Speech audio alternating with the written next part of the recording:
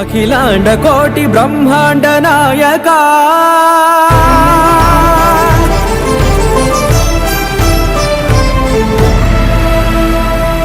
ఆనంద నిలయ వర పరిపాలక ఆపద్బాంధవ అనాథ రక్షక ఆశ్రిత పక్షపాత పాహిమాం పాహిమా. ఒక పిలుపులో పిలిచితే పలుకుతావట, నా పలుకులో పలుకుతావట. ఆపద గప్పుల సామి నీ సన్నిధి నా పెన్నిధి, నీ సన్నిధి నా పెన్నిధి. భక్తుల పాలిట కొంగు బంగారమైన మన కలియుగ వెంకటేశ్వరుడి మనసంతా కరుణతో కరిగిపోయే వెన్నపూసే. అందుకే ఆ స్వామి కలియుగ దైవమై 7 కొండల మీద కొలువయ్యారు. తన భక్తకోటి సేవకుల సేవను మెచ్చి అన్నమయ్య పల్లకిని మోసే బోయగా మారారు.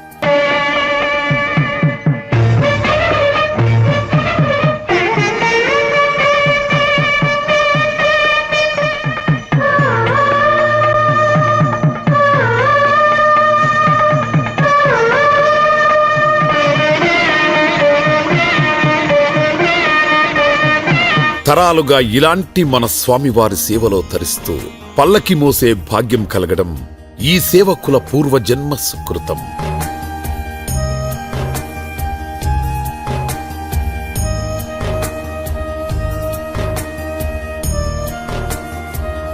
వీరి నీడగా మన వెంకటేశ్వరుడు ఎప్పుడూ కొలువై ఉంటారు. అందుకే స్వామి వారికి వస్త్ర బహుకరణ కన్నా తన పల్లకిని మోసే సేవకులకు వస్త్ర బహుకరణ మిన్నా అంటూ ఓ భక్తుడి మదిలో సాక్షాత్కరించి ఈ బీజం నాటారు.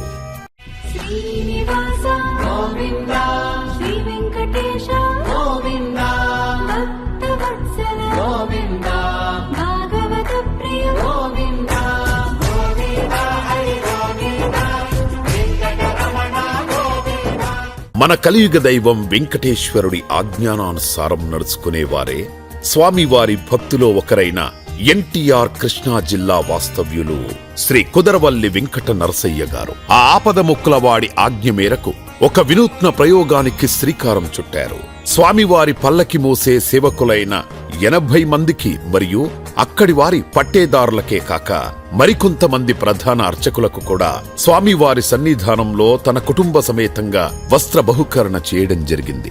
స్వామివారి మాటనే తన మనోఫలకాలపై రాసుకొని ఇంత గొప్ప కార్యక్రమానికి శ్రీకారం చుట్టిన శ్రీ కుదరవల్లి వెంకట నరసయ్య గారి కుటుంబానికి ఆ స్వామివారి ఆశీస్సులు ఎల్లవేళలా ఉండాలని కోరుకుంటూ, అలాగే ఎన్టీఆర్ కృష్ణా జిల్లా ఉన్నతి కోసం అహర్నిశలు శ్రమిస్తూ సురక్ష కమిటీని ఏర్పాటు చేసి అందరి రక్షణగా మారిన ఎన్టీఆర్ కృష్ణా జిల్లా సిపి రాజశేఖర్ బాబు గారికి మరియు ఏపీ డీజీపీ హరీష్ కుమార్ గుప్తా గారికి మరియు ఉభయ తెలుగు రాష్ట్రాల ప్రజలందరికీ ఆ స్వామివారు ఆయురారోగ్యాలను మనోధైర్యాన్ని ప్రసాదించాలని కోరుకుంటూ ఇలాంటి మరెన్నో సేవా కార్యక్రమాలను దైవ కార్యక్రమాలను జరిపించడానికి మా కుదరవల్లి వెంకట నరసయ్య గారికి అన్ని విధాలా భగవంతుడు అండదండగా నిలవాలని ఆశిస్తూ మీ శ్రేయోభిలాషి సాగర్ నారాయణ, సినీ రచయిత.